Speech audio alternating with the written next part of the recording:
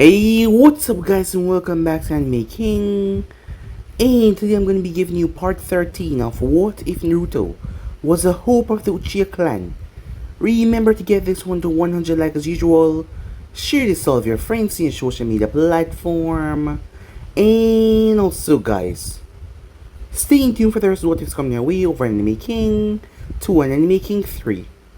And remember, if you're new, this is the first time you hear my voice, yes, I indeed have 3 channels, Anime King, Anime King 2, Anime King 3, which I post what if on every single day for you guys to enjoy. So go ahead and click that red subscribe button and become part of the Anime King family. And thank you for all of your help and your support, and yeah, without further ado, what do you say begin this new episode start? The intro.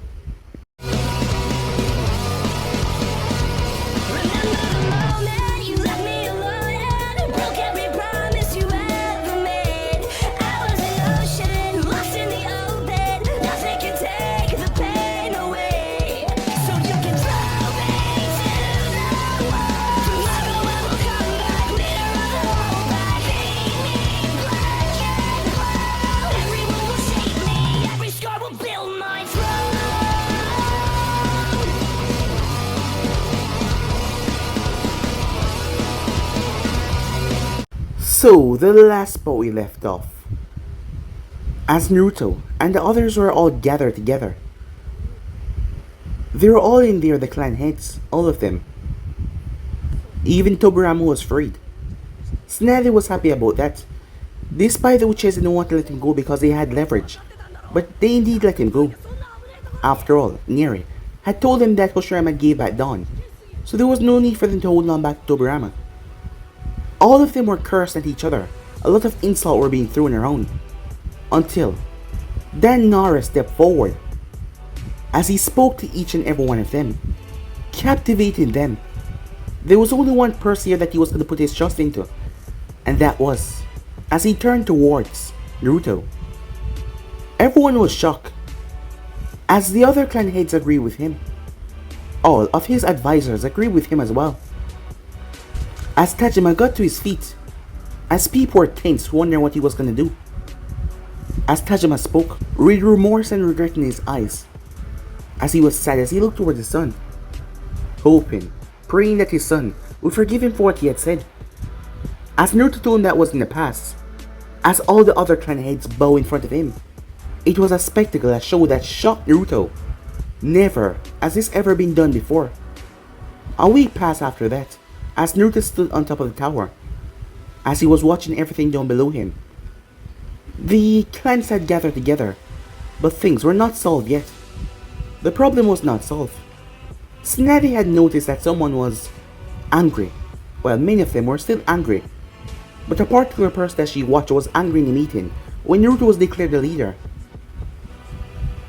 As Naruto spoke to Mikoto, she told him that she would be leaving its Kingsguard. She couldn't be there because she just couldn't stand and watch him with Tsunade, and not to mention her presence being there was gonna slow down their relationship, and that was not something she wanted. She didn't want to risk this new world for her own petty reason, as Naruto was angry about that. But yet he went through the meeting and split up several things. Several different clans got what they wanted. They were delighted by that because they didn't know that they would get so much. But things were split up and things were set, conditions were made, and Naruto was in charge. Later that night, Tsunade was surprised when she saw him. As he arrived rather late, she realized that he looked tired. Playful banter went on between them, as she still couldn't believe that this was a person that she hated so long ago, but now things were just completely different. But there was things being plotted, as there was a group with 4 people. There was a man there that said he had enough support to wipe out the Uchihas, and that boy would not remain king for too long, as the others agreed with him. As the man was watching everything down below, as he was in a high tower, he was not going to stand for this new peace, because he did not want Naruto as their new king. That will not stand. So yeah guys, so basically that's what I thought. You guys can switch across the place, check out for yourself. So this to begin this new episode. We begin this new episode in the Southland of the Elemental Nation. Unlike the Land of Fire, that was washed with wealth and prosperity, these lands were a lot tougher to live in. The tribes, the ninjas here, they had it more dangerous and rougher. than their southern counterparts. Still, the people of these lands live simple life and follow their clan leader with respect. There was minimum politics and no real backstabbing. Not that ninjas here was honorable, it was that they were separated. Unlike the Senjus and the Uchihas who could march their way towards each other, vast seas and oceans and large tall forests separated these people. One such clan resided in the northern east side of the Elemental Nation. Unlike the other clans, this group was a branch family of the Senjus, and they were also related to the Sage of Six Paths. Being the furthest outpost from humanity, the Uzumakis enjoyed total independence from any daimyo or any ninja faction. They did not depend on any of those.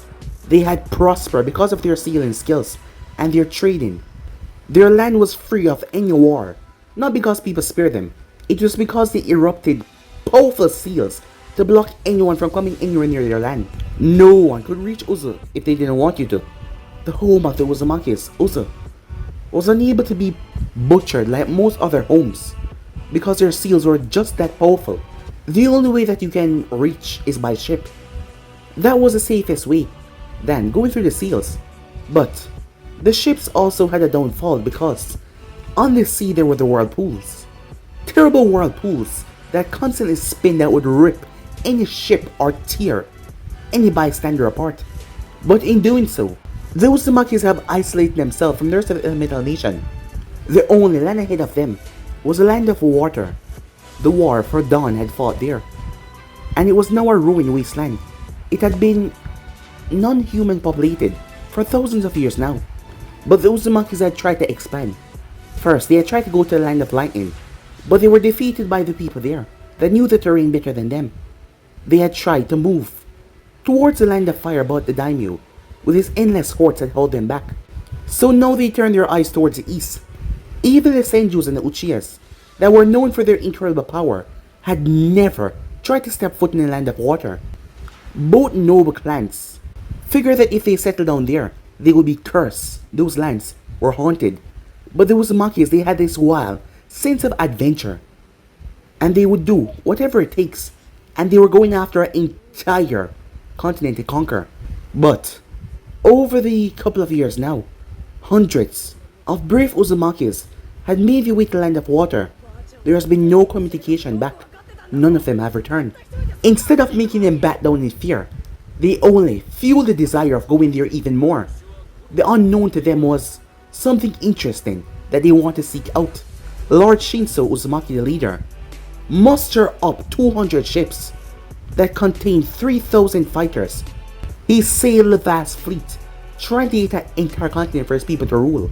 If only he had thought about the past, his ancestors, and what they failed to accomplish, this wouldn't have happened.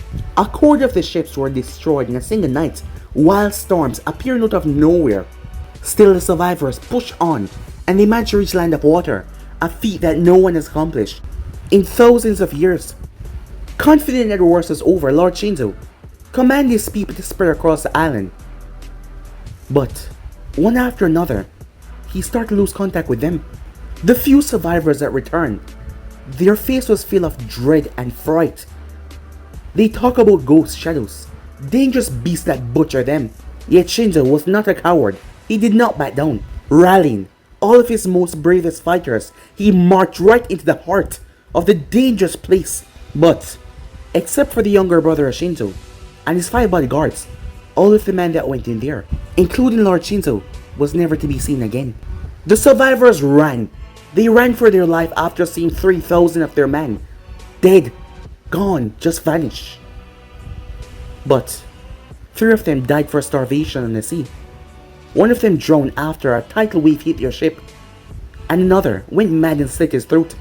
By the time the younger brother of Shinzo arrived at his homeland, he lost most of his senses. His trauma about lack of food and water, he turned into a babbling man who lost everything. Until the day he died. After that, the Uzumakis prevent anyone from going near to the land of water. If only that they knew, their nightmare would come back to haunt them. It was these thoughts that were running through the Uzumaki's head. 3 men and 1 woman. As they were in panic, they were afraid, as they were running as fast as they could. Every now and then one of them looked back but they saw nothing, but they still fled. Did we lose them? Asked the female, as she prayed that they lost them. I hope so. We need to tell Mito-sama about this. If those bastards have already reached our outposts, then it must have been lost. My brother was there, the female whispered. As the man, all of them grimaced at hearing that. I heard a rumor, one of the men said, trying to get their minds off of the gloomy topic. What? All of them said. Mito-sama received words a few days ago that Fire Daimyo was overthrown. Uchiha now rule over the land of fire. The war between the Senjus and the Uchihas are over.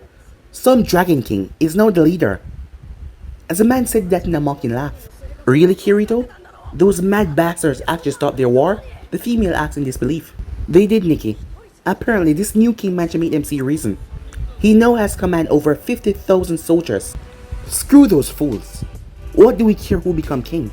The daimyo was our ally, and they got rid of him. I highly doubt that Uchiha would come to our aid, since our people gave them the middle finger, said Kota. Well, I hope the new king is not a bitter bastard as you, Kota. Because the men stopped talking. They glanced towards him confused, as he coughed up blood. He fell face first. There was a white spear in his back. The remaining Uzumaki paled when they saw hundreds of figures emerging from the ground around them. The new arrivals got to their feet, their eyes blank and dark as they looked towards the Uzumakis. What shocked the Uzumakis were, most of them had red hair. Leading this army was a strange figure that sent a chill across the Uzumakis' hearts. What terrified them most though was her pale white eyes. Nikki, get word to Mito-sama now. As the man pulled his blade, she could only watch as her last two comrades pulled their weapons and form a barrier. Kirito, Kota, she said, but neither of them looked back at her as they just looked at the approaching army. Nikki steeled herself as she ran. The last thing she heard as she was a few feet away was a scream of pain as she kept on running and running and running and running away from those monsters. Time skip. Both Neri and Tajima was eating their breakfast peacefully as they looked at the two young men who was nursing their head. Today was a historical day for their family, and the two boys need to be on their best behavior. But the both of them had went overboard. How much did you two idiots drink? Tajima asked in an amusing tone. More than I would like, the new king said, as Madara snorted. I organized a party for you, because after today you're going to be bound to that woman. I don't regret a single thing, said Madara, as he groaned from his hangover. She's not that bad, brother. Maybe you should give her a chance. Neri was happy that Naruto respected his future wife, even if he did not love her outright. But at the same time, she knew that Madara was sour with the Senjus, and it was best if he wasn't pushed any further. He already sacrificed his revenge for Naruto, which was more than Naruto could ask from the older boy. But she also noticed that Naruto looked rather nervous. Just when she was about to speak, her brother spoke. Am I to believe that you do know what happened on wedding night, Naruto? Asked Tajima. Madara spewed the lemon juice that he was drinking all over the table, as Naruto was blushing, but he didn't grab his head as he started to pound. As Madara burst out laughing. Naruto, said Tajima, as Naruto raised a hand. I am aware of the procedure, he said. Good. I cannot afford for you to shame the Uchiha name in the marriage bed. And now, is our chance to clear any doubts? Theory is quite different from the real thing, said Tajima. You would know, wouldn't you, father? Said Madara. A stupefied look came on Tajima's face, as Neri burst out laughing as she gave Madara a thumbs up. Not so loud, said Naruto as he rubbed his head. Oh, shut up, you baby, said Madara, as he smacked Naruto over the head slightly. As Naruto groaned in more pain, Madara, Tajima said, as he was gonna get payback. Since you're so cheered today, I'd like you to oversee the final decoration of the royal castle, coordinate with the Yamanakas, and make sure all of the flowers are in place. As Madara cried out in horror and pleaded his father to not do that dreadful work, as Neri laughed. The king insists, said Naruto. Screw you, said Madara. Care to repeat that again, said Tajima. He was a bit too calm than usual, as Madara lowered his head in defeat, as Naruto couldn't help but smile as he watched his family sit together and enjoy for the first time in years. Such a phenomenon would never have happened if the war continued on, but he knew that these three gave up a lot for him. A whole lot. I'm glad you're all here today, said Naruto with a smile. Wouldn't it be too good if I missed your wedding with the Senju? Said Madara in a mocking tone. But he was smiling, to show that he had his brother back no matter what. As Naruto got up despite his headache, as he held and bowed his head, in front of the two. Naruto had lost his brothers and that was haunting, but Neri and Tajima had to watch everything get taken away from them till they were the last two members of their family left. And that was painful for them as well, and they gave it all up for him. He had to do this regardless. "Thank you," he said. Neri smiled. "I wish you all the happiness in the world, Naruto. I hope you find the peace you deserve with Tsunade." Tajima placed the other hand on his son's shoulder as he gave him a proud gaze. "Uchihas are loyal to their own. The Uzumakis are not the only ones that value family above all other things," said Tajima. "I understand," said Naruto. Tajima got a distant look in his eyes. "I just wish that your brothers could be here today." Both boys were shocked on hearing that. Tajima had never talked about his dead sons, but he's been keeping it at bay for the past couple of years so that he wouldn't be killed or his family would be outright taken down if he had shown any weakness, but now it was there to be seen. He gave a weak smile, and Naruto was surprised to see his father's eyes. They were moist. As he left the room, Madara looked towards him before he got up, as he made his way towards his father. As Neri turned her gaze towards Naruto, and she saw nothing but guilt in his eyes. "Does this pain ever go away?" said Naruto. "No," said Neri, honestly. "I often dream of them," said Naruto. "What do you think now?" "Aizuna had always loved me. Yasharu and Inibi, they were distant. They were boys," she says. She curses here. "They did not understand. They were mean to me most of the time," said Naruto. "I call them twin demon. But those two boys almost pummel some other boys who tried to take my dragon away from me, my baby dragon when I was younger. I asked them with my toy dragon if I would ever see a true dragon in my life. They laugh. They said that real dragons didn't exist. When I started to cry, Yasharu bonked me in the head.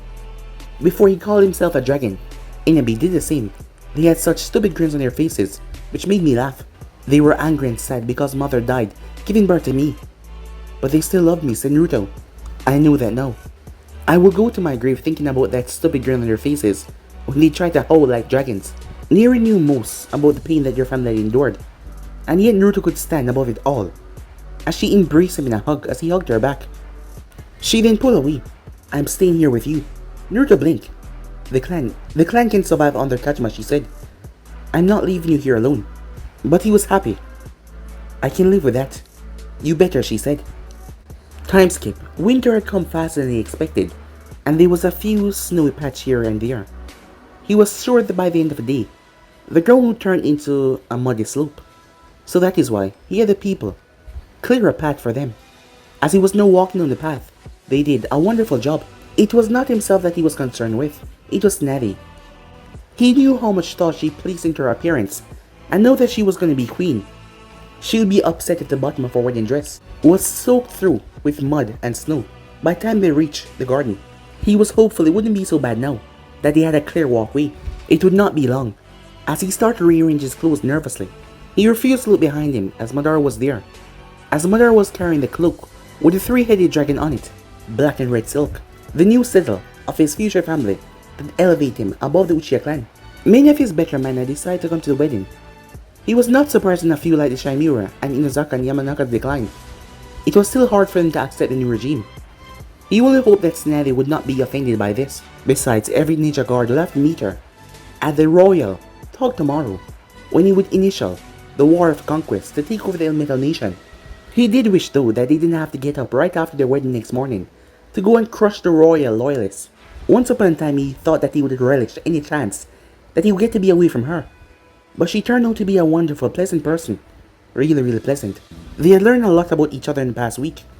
She liked gambling, drinking, dancing, riding horses, as well as katsu, and sparring. She was no delicate flower, she was a warrior through and through, something that he respected and admired. But there was also passion in her heart. She came up with the option when he asked what to do with the daimyo's wife and daughters, to make them join the Nitsuya clan as priestesses for the rest of their life, or to marry any lord of his choosing. But they decided to go and live their freedom as priestesses, than to marry any of the people that overthrew their father and husband. When that was done, Naruto swiftly executed the daimyo. Tsunade was surprised. Unlike her brothers, who carried the execution with special jailers, Naruto did it himself. Tsunade also realized that Naruto enjoyed reading stories, despite rumors claiming that he was just a savage monster who didn't have any likes or dislikes. There was only one thing on his mind, that was to kill and hunt. But he was a pretty decent player of the flute. It actually made her cry when she heard one of his songs. He also spent so much time with his subjects. He made the habit to visit them every day. For the ninja lords, he was the Dragon King. But for the common folks, he was Naruto the Good. He also liked eating new foods. But he was terrible when it comes towards drinking. Really terrible. And she always teased him about it. As Naruto finally entered the garden, all those that were supposed to be there were there, except for Snavi and her brothers. As he threw towards the holy tree, his family was there, except the three that he was missing. It's hard to throw at that. But he kept himself calm as he stood there. He was glad to see that his childhood friends were all there except for Mikoto, but he understood why she skipped the event. Unlike the others, because of their grudge and pride, she couldn't watch him get married to someone other than her. It was the first time that he saw his father in something that wasn't black. Simple, elegant blue shirt with the Uchiha crest on the back of it. It was rather surprising for the man to do this for him, not wear just black. The Uchihas were not for appearance, but Neri had blown that out of the water. Many of the ninjas' lord were married, but yet they were mesmerized by her. A dark shade of blue dress. As he sent her a small smile, she smiled back at him. He even heard people gasping as he turned towards the source and he froze. Blasting the tradition of choosing one only members as an escort, she had all three of her brothers escort her. Her dress was as white as the untouched snow. Pearls were woven into her hair as well, that was braided back as the golden curves went down her back. There was a black cloak around her shoulders that was made of fine velvet, as the antler symbol for the Senjus was on the back. She and her brothers finally came to a stop on the opposite side, as Naruto took a deep breath. Thankfully, the Senjus had agreed to carry out the marriage in the old ways followed by the Uchiha. It was good because Tajima wouldn't allow Naruto to be married in a temple of false gods that the Senju served. At the same time, the Senjus didn't want Tsunade to be married in front of the old gods of the Uchihas, so the compromise was made to make it happen here. As Madara then spoke, who comes? Who comes before the gods? Tsunade of the Senju clan, here to be wed, Hoshirama announced. Tsunade looked towards her brother, who kept up the ritual as well. Although you could see how much he hated this. She comes to claim the blessings of the gods. Who comes to claim her? Tobirama said coldly. Me, said Naruto, determined to show Tobirama that he wasn't intimidated by him, and his opinion did not really matter here. He was glad to marry Tsunade regardless of Tobirama's bitter feelings. Naruto of the Uchiha clan, he continued, the Dragon King and the rightful ruler of the Elemental Nation. I claim her. Who gives her? Said Naruto. Inama of the Senju clan, said Inama. Princess Tsunade, will you take this man? He got the eye roll as he referred to her as her former title, as a few of the guests chuckled. Yes, I indeed take this man, she said. Her voice was strong and clear as her eyes found Naruto's. He smiled, a tiny smile for her, as she relinquished her hold on Inma's arm. As she walked forward and stepped until she was face to face with Naruto, he offered his hand and she gave their own, without hesitation. The both of them turned to face the holy tree. They knelt as one, their hands still holding together, towards the priest. A happy and contentment life, he asked. That was all he asked the gods. They then rose to their feet as he kept on holding onto her hand, as Madara approached slowly, with the Uchiha cloak draped over his arm. As Naruto reached and unfastened her maiden from her neck, he passed it to Madara, as he placed the Uchiha cloak around her shoulders. His fingers shook as he bound it together, knowing that this was the final gesture that made them husband and wife. As he then brought her closer, in that moment he wished that he had kissed her that night in the chambers, when they were not surrounded by so much people. As he saw she was also a bit nervous, he could see it in her eyes. As he leaned forward, as their lips met together, hers were soft and warm as he expected them to be. As Naruto was shocked this moment that he dreaded. He had dreaded this the moment he heard about it, but now, it brought him so much happiness and so much joy. Time skip. It's gorgeous, really. But I cannot have another bite, said Tsunade, raising her hand, stopping Naruto from tempting her with another forkful of raspberry and cream tart. She had enough. Are you certain I can persuade you? He said, the fork. No, you cannot. Not in this matter, and she said, as he chuckled and placed the fork back down, as he looked at his new wife. She had took off her cloak due to the heat in the dining hall. As he was so busy admiring her, she cleared her throat. Admiring the lace, she said. Something like that, he said, as he picked up his wine. It's been dark for a while, she said. He swallowed his mouth full. Indeed, he said. I wonder when. The call will come for us to leave, she said. As Naruto took her hand, I will not have anyone accompany us to our chambers and risk Having them embarrass either of us, he said. What do you mean, she asked. I mean I will not have you tease with a man and woman ogling you. I won't allow it. You're my queen, he said. We will retire to our chambers when we're both ready. Well then, I can assume that you're only waiting on me, she said. And will you keep me waiting, he asked. No, she said. The simple words, they sound like magic, as he saw her body tense a bit. Then will you allow me to escort you to our chambers, he said. Yes, she said. As Naruto got to his feet, as she raised her hand as he took it and helped her up, as everyone came to a pause in the dining hall. The queen and I are retiring for the night, he said. It was already close to morning time, as the celebration had went on for a long while. Please, in our absence, continue to dance, feast and eat and drink, until what hour you choose to stop. As a cheer went off at hearing that, as Naruto saw his friends giving him amused glances, and Madara and Near doing the same, Tajima gave him a brief nod, with a small smile. Hoshirama was out cold. He had drank too much. Inma was currently watching the exotic dancers.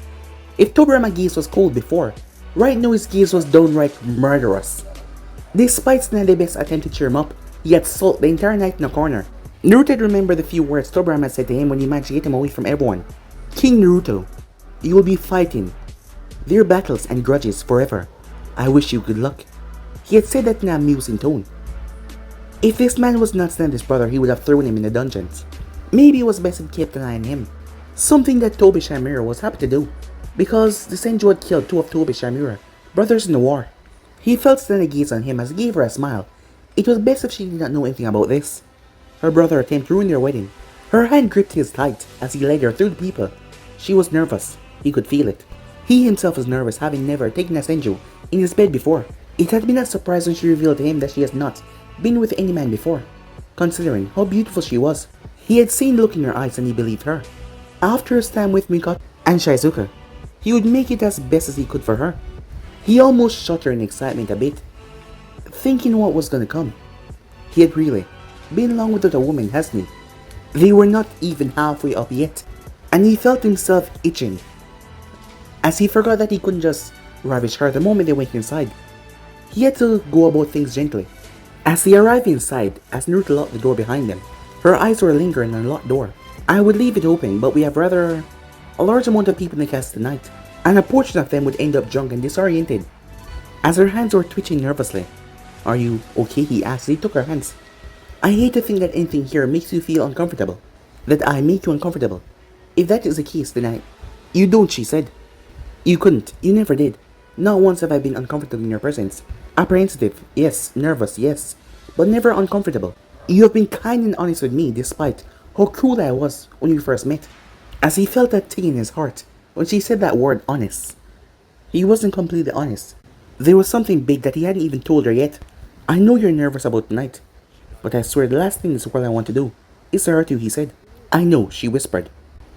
As they started out soft, Naruto didn't know what it was, but something about her. It was different, new, different, and just, he couldn't explain the feeling. But the night was beyond wonderful, past that, amazing, alluring, spectacular. Time skip, he was awake in bed, as she was asleep beside him. He couldn't believe that she was his wife now. Last night was different. It wasn't just a pleasure, it was the understanding between them. She had trusted him with everything. The future, our own body, every single thing. But it made him feel terrible that he was not doing the exact same thing. That was his code after all, his honor. That was how he lived with everything that he has done so far. But if you could not go by your own words, what kind of man were you? Honor dictated that he tell her about his daughters with Shizuka. It was the right thing to do, and it wasn't like he did anything wrong because the deed was done before he even met Tsunade. But duty dictated that he protect his children from everyone in the world, didn't matter who they were. He was the one that gave them life. He was a part of that, and it was his duty to keep them safe.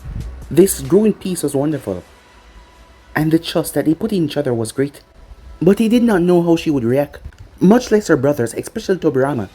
In the end, as he was torn between honor and duty, he realized he was putting his family in danger. Family, duty, honor. As he chuckled, there was no humor in his tone, as he was putting his morals in the Uzumaki code. Family, duty and honor.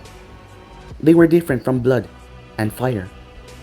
But the Uzumaki code is what he has been living by his entire life, and he was conflicted on what to do. He was brought from his thoughts when she leaned over more to his side. The rays of the morning sun was coming into their chambers, and he looked towards her spectacular face that just looked so much more radiant in the sunlight. She was just amazing. Time skip. Hoshirama had seen many great and terrible things in his life before, but this sight in front of him, as he stood on top of city walls, as he looked at the mass down below him, 50,000 soldiers. Half of the clan was made up of ninjas, the remaining was made up of mercenary samurais, and shogun warriors and civilian soldiers. It was the most powerful army united under one banner since the Siege of Six Paths, and they were all here for one thing, the War of the Conquest. As Naruto listened to the advice of his supporters, as he split the army up and led them with commanders to protect their homeland, Tajima, and then Nara, and a handful of leaders who remained behind with 10,000 warriors to protect their home. The preparations and plans were finished. Now it was time for war. Warriors of fire. Naruto's voice boomed across the entire land as they all looked up, as he watched the river of colors step closer to him and Kurama as he stood on top of Kurama's head. The army of 50,000 stood strong, despite the great challenges that they were going to face. Each and every one of them had their eyes on him, their king. For the first time his throat felt dry. Yes, and his hands were shaking. The fate of all these souls rested upon his decisions. Standing so high on top of Kurama made him oblivious to everyone. But he knew they were all focused on him right now. They had answered his call to arms. Now it was his duty to lead them into battle. But at the same time he was excited and he was scared as hell. For far too long has this world been divided. For far too long have we killed each other in our name for family, honor, glory, and for revenge. Long have we forgotten the time when our ancestors ruled this world. Long have we forgotten the time when our ancestors shared these homes, their life, their family with each other, said Naruto. It was a great war that broke us apart, but now, the great war is over, he shouted. Thousands of roars exploded out of the crowd.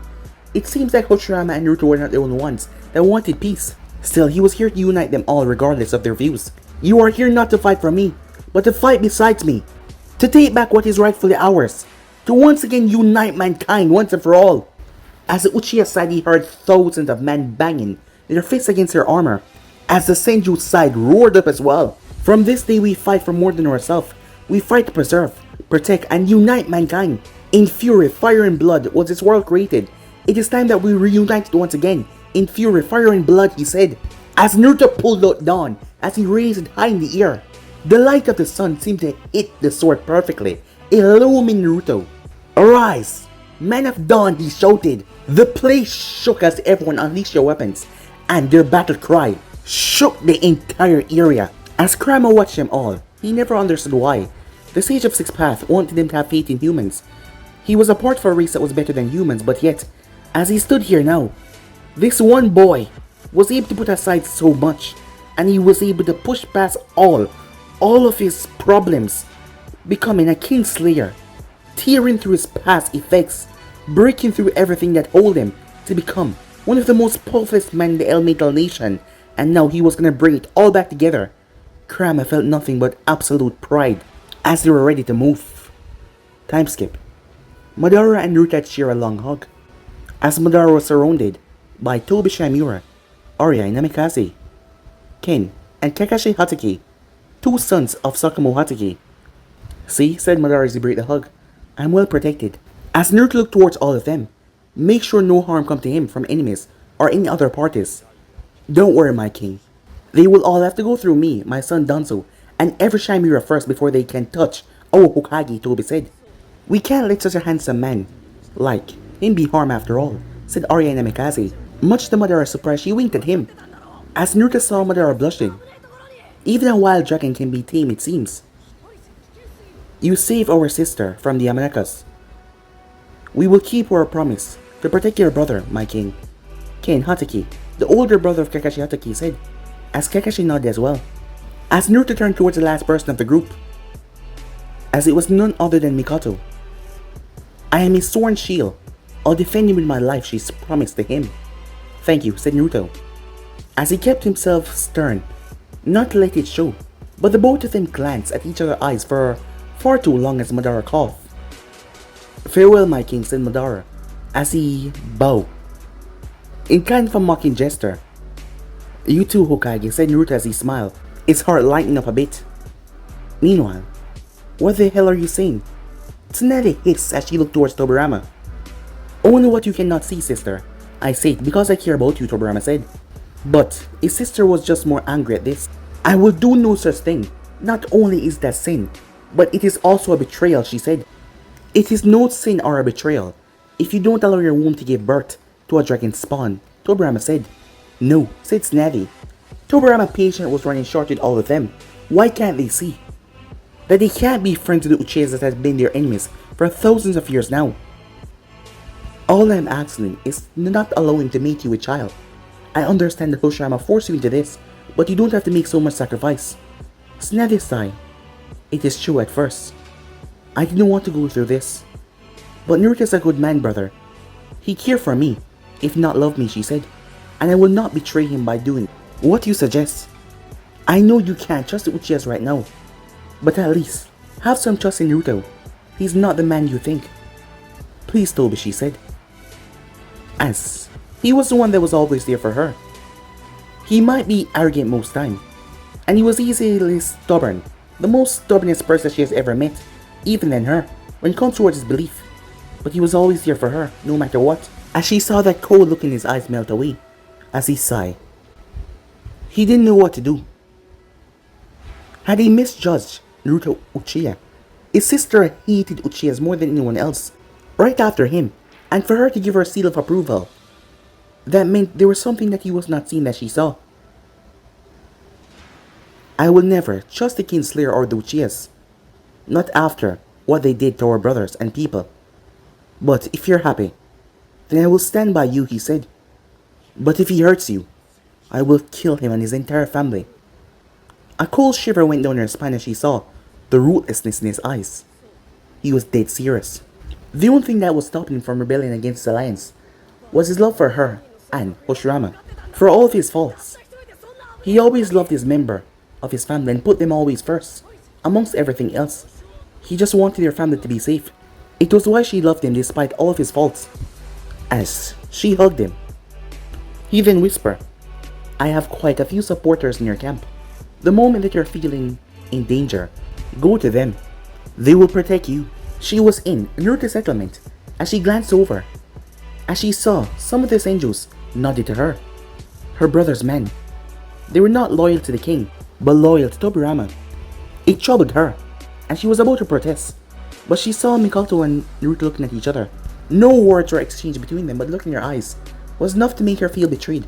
Her hands tightly gripped her brother's armor. She could not understand why this was happening, after all the progress that she and Naruto had made in their friendship so far. He loved Mikoto, and he always would.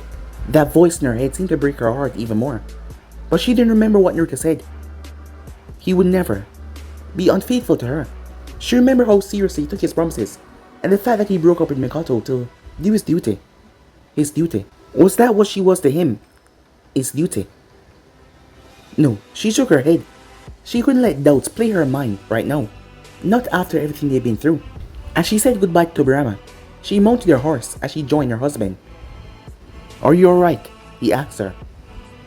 "Yes," she said, although in the depths of her heart, she did not know. Time skip. 1 week later, Madara walked through, observing his soldiers and ninjas as they sharpened their weapons, getting ready. Word had come that the enemies had spotted them and be moving on them. But the soldiers' morale was as strong as ever after the news that they received yesterday. Sasuke Sarutobi had crushed the daimyo nephew down to his last man.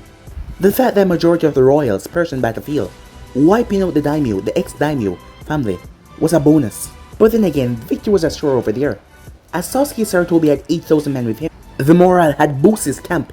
Now they will be marching towards the land of wind, and they will be waiting on Madara to join up with them, and his group would face their first battle. Madara would be going up against a former daimyo uncle, a man with a lot of battle experience. He was the last member of his family, male, and if he died, the daimyo family would be surely wiped out. There would be nothing more to hold it together. So the man was keeping strong. He had 6,000 loyalists behind him, ninjas all over the world that had benefited greatly from daimyo's rule. His name was Ishain.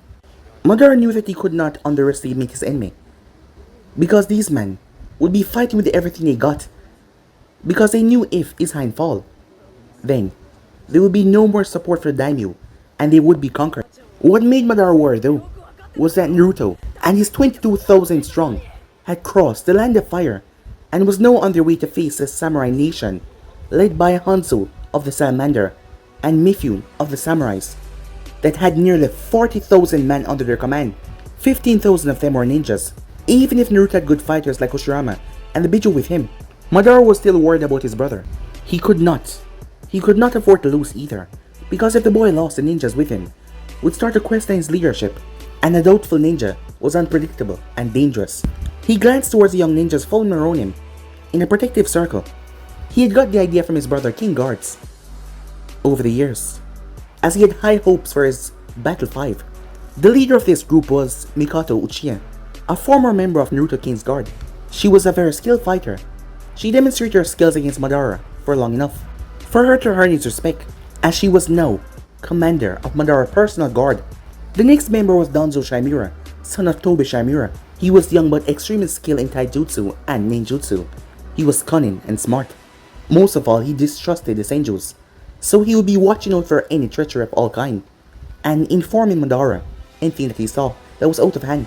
The next two members were the son of Sakamoto Hatake, Ken and Kakashi.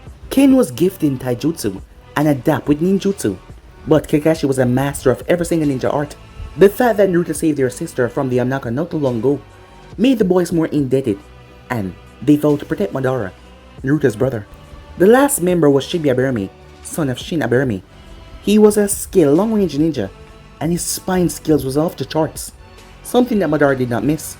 And after their clan had served the Uchiha for so loyal for years, he was gonna award him a spot to get glory for himself as well. Many more noble clan wanted their children to join and serve the young Hokage, but Madara was content with his group. He bid them to stand outside his tent as he entered. His good mood vanished when he saw who was waiting inside for him. Tobirama, Madara said. The Senju looked up from the map on the table. Lord Hokage, said the Senju, his eyes seeming to be boring into Madara's soul. It still vexed Madara that his brother had sent this man to act as his second in command, other than Hoshirama. While it was true that Tobirama was more sensible than most ninja lords, he always unnerved Madara. There was something about him that just didn't sit right with the new Hokage at all. Regardless of that, they were allies now and they had a common enemy to crush. The men are ready, Tobirama said, getting straight to the point, much to Madara's relief. Good. We cannot allow Isai Minamoto to gain any victory here. How do you propose we deal with him, Madara said. As Tobirama blinked. What? Said Madara. I never thought that someone like you would ever ask Senju for advice, Tobirama said in surprise. It's not my style, but things are not the same anymore. My brother made you second command of this post. Despite our problems, he saw something within you, and I would like to see what that is, said Madara. Why did you and your father even agree to this peace? God no, the both of you hate my family, said Madara. Some things are more bitter than revenge and old feuds. And what is that, Tobirama asked. Family, Madara said. Tobirama was confused as Madara meant it. He could see it in his eyes. But how would a Uchiha even know a concept like that? Tobirama just didn't understand, after the things they done. Thankfully, Madara was not in a bad mood, and he wanted to get this out of the way, so he explained. I know that you don't trust us Uchihas, including my brother. Well, the feeling, it's mutual. I'm not asking you to trust me or become friends, but your sister and my brother are trying to build something. I don't know about you, but I love my brother. And if you believe we can live with Senjus, then I will give it a try. Besides, someone like you should understand how this peace is also beneficial for your family as well. True, the future kings will have the Uchiha name, but they will have the Senju blood inside of them. I see, said Tobirama, as he focused back on the map. His confidence about not giving this piece a try was no wavering. If someone like Madara could agree to that, it was hard not to believe that things were not really changing. No, do not trust the Uchihas. They killed your brother. The voice in his head whispered as he looked towards his shoulder, where once his skin was fair, but now there was a darkened substance there. A strange black thing on his skin that just appeared out of nowhere. He had went to the medic, who had warned him that it was nothing like he has ever seen before. He'd asked the man to keep this to himself. But as they go on, this black Mark was just growing over his body even more and more. Tobrama. He looked up to see Madara staring at him with a frown on his face. "You're sweating and your hand is trembling," said Madara as he noticed Tobrama. This was not discomfort. Something was wrong. "Just nervous about this war," said Tobrama. To his relief, Madara accepted that. "Good. It will keep you focused and alive on the battlefield. Now tell me your strategy that we should take against Hisine." Tobrama ignored the whisper in his head as he focused on the map. He might not like Uchiha, but his family wanted peace, and Madara also wanted peace.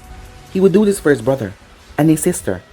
She wanted to believe in Naruto. She wanted to give it a chance, and so would he. "Alright," Tobrama said. "Here's my plan." As he laid everything out in front of Madara, it was time that they go to war. But guys, be ends right here. If you want to see the next part, and do like, subscribe, comment down below, and turn on that bell notification as I posted. Remember to share this with your friends in your social media platform, and stay tuned for the brand new episodes coming your way over Anime King 3 and Anime King 2. If you're new, yes, you heard that correctly. I do have 3 channels, guys. Anime King 2, Anime King 3, which I post what you find every single day for you guys to enjoy. So go ahead and click that red subscribe button and become a part of the Anime King family. And thank you for all of your help and support. Remember to comment down below and tell me if you're new. I'll be replying talking back to all of you. So yeah, without further ado, I'm out for now. See you guys soon. Peace out.